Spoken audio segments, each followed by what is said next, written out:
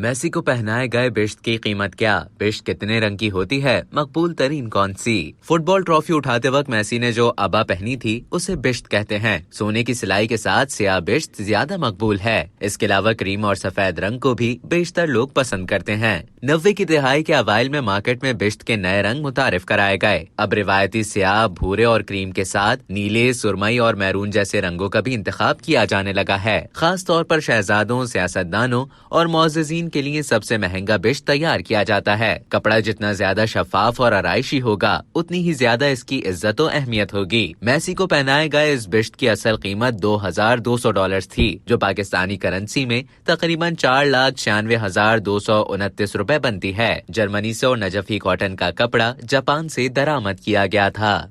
अब तक के लिए इतना ही। मजीद इसी तरह की मालूमात हासिल करने के लिए डेली जंग के YouTube चैनल को सब्सक्राइब करें और Facebook के पेज को लाइक करना ना भूलें।